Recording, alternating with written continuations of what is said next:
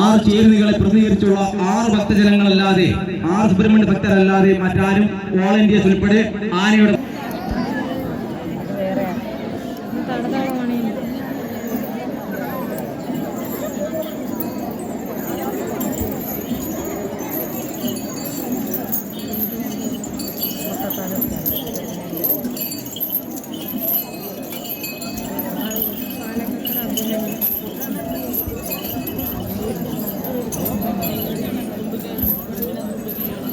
സേവാഭാരതി മലയാള unit ഇപ്പോൾ ഭക്തജനങ്ങൾക്ക് സംഭാര വിതരണം നടത്തിക്കൊണ്ടിരിക്കുന്നു. എല്ലാ ഭക്തജനങ്ങളും സംഭാര വിതരണത്തിൽ പങ്കെടുക്കണമെന്ന് അറിയിക്കുകയാണ്.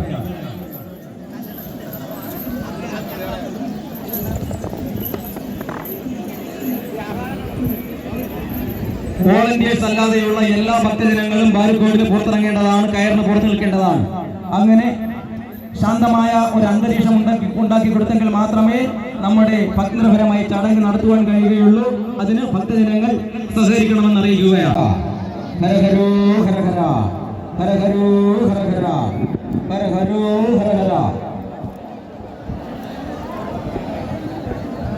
പുഷ്പവൃഷ്ടിയിൽ പങ്കെടുക്കുന്ന ഭക്തജനങ്ങൾ ആനയുടെ നേർക്ക് പുഷ്പങ്ങൾ എറിയുന്നതിന് പകരം ആന ഓടുന്ന പാതയിലേക്ക് പുഷ്പവൃഷ്ടി നടത്തണമെന്ന് അറിയിക്കുകയാണ്.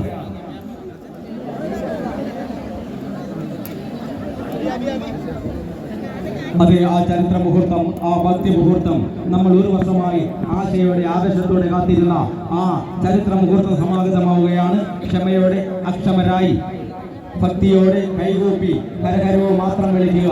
ഹരഹരോ ഹരഹര, ഹരഹരോ ഹരഹര, ഹരഹരോ ഹരഹര, ഹരഹരോ ഹരഹര, ഹരഹരോ ഹരഹര, ഹരഹരോ ഹരഹര, ഹരഹരോ ഹരഹര, ഹരഹരോ ഹരഹര,